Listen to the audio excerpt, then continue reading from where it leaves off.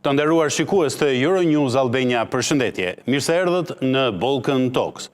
Sërish, tema e emisionit të sotëm mbetet konflikti i armatosur në Iran me të gjithë kompleksitetin e saj. Kjo ngjarje vazhdon të dominojë jetën publike dhe jo vetëm në thuajse të gjithë globin.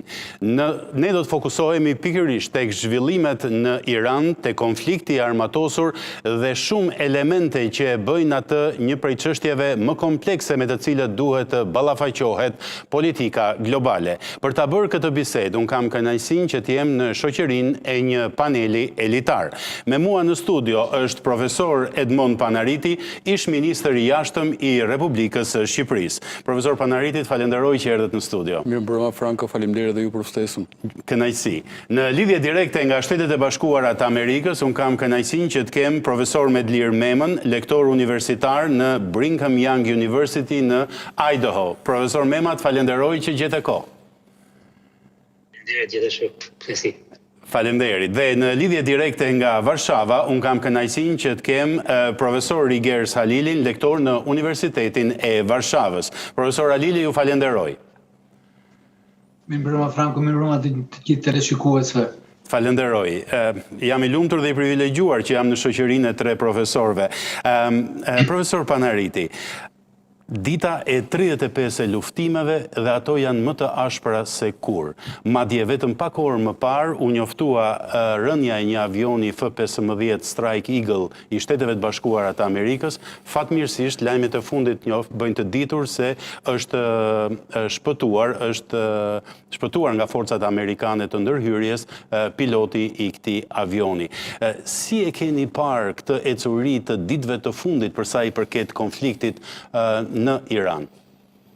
Po duket se jemi ende në fazën e përshkallëzimit, pavarësisht se nga Shtetet e Bashkuara të Amerikës, nga vetë presidenti Trump, është lënë kuptohet se ka edhe bisedime, madje ka dhe shtetet të cilët janë ofruar si ndërmjetëse, Pakistani, Turqia, për gjetur edhe një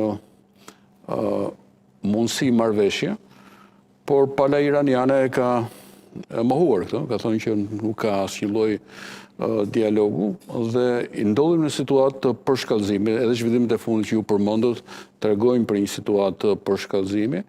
Ajo që të tërheq vëmendjen është që këtu nuk kemi të bëjmë thjesht vetëm me operacione luftarake ndërmjet Shtetet Bashkuara dhe të Iranit, po kemi edhe një tendencë për ta reanalizuar konfliktin. Ju e dini që Irani po godet edhe vendet e Gjirit dhe mban natyrisht të bllokuar edhe ngushticën e Hormuzit, që është karta e tij më e fortë për të tentuar që të zbrapsë agresionin dhe sulmet dhe për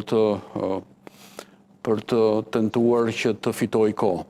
Ndërkohë, Shtetet e Bashkuara të Amerikës në fillim të këtij operacioni luftarak tentuan që nëpërmjet strategjisë dekapitimit dhe më pas bombardimit strategjik të arrinin atë që është arritur më përpara, për shembull rasti më i freskët që e Venezuela ka dhe në luftën e dytë. Që nga lufta e dytë jo përmendet, po themi rasti më i freskët ishte Venezuela, pra dekapitimi, kapja e Maduros në një farë mënyrë çoi në de facto rrezimin e regjimit. Dhe e njëjta strategji u ndoq edhe këtu, pra pati një sulm të mirë të koordinuar, padyshim në bashkëpunim me Izraelin, dhe u godit udhëheqja më e lartë e Iranit. Dhe pastaj u vazhdua me bombardim strategjik. Por rasti i Iranit ishte pak më ndryshe, gjë që nuk funksionoi ashtu siç ishte menduar, pra një zgjidhje e shpejtë, pra e shoqëruar edhe me rënien e regjimit, për arsye sepse së pari Irani ishte përgatitur për një eventualitet të tillë prekosh. Dhe shumë ekspertë ushtarak tregojnë që ai kishte vendosur prekosh një strategji të decentralizimit, ajo i quhet mbrojtja mozaik. Pra janë 20 e sa 30 provinca të cilët në një farë mënyrë janë autonome nga pikpamja. Kështu që kjo e komplikoi. Megjithatë, nuk ka asnjë lloj diskutimi që aleanca e Izraelit dhe e Shtetet Bashkuara të Amerikës dominon dukshëm ajrin dhe nga kjo pikpamje Irani nuk ka kurfar shansi për ta konfrontuar apo për të tentuar që të jetë, si thuash, frenues. Ajo që po bën Irani është që të tentojë në radhë parë ta globalizoj konfliktin, ta reanalizojë atë nëpërmjet vektorëve të tij, klasik, Hamas, Hezbollah, Hutu, të cilët po tentojnë të krijojnë vatra të reja tensioni. Përpos bllokimit të Hormuzit, Hutut po tentojnë që të bëjnë të njëjtën gjë, akoma se kanë bërë, po tentojnë ta bëjmë në detin e Kuq. Ndërkohë ju e dini që Izraeli po tenton nëpërmjet sulmeve të mirë koordinuara në Liban të frenoj Hezbollahin. Pra, Irani ka edhe instrumentat të tjerë, të themi ngjana sa hidrës, i ka shumë koka, që tenton në një farë mënyrë që përveç konfrontimit direkt të krijojë edhe vatra të reja tensioni. Të shohim, ajo që mbetet për tu parë është se si do të evoluojë kjo luftë. Ajo që dëshirojmë të gjithë në radhë parë dhe unë personalisht është që ai regjim teokrat, anakronik, i cili mban peng një vend me tradita mijëvjeçare e qytetërimit, që nga viti 1979, duke shtypur, duke dhunuar popullsinë e tij, ka ardhur koha të largohet, po sigurisht që do të jetë në radhë parë detyre e popullit iranian, por esuria e konfliktit mbetet ende e paqartë.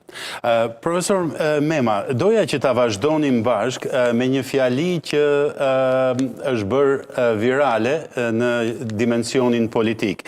Do ta kthejmë në epokën e Gurit Iranin aty ku e ka vendin.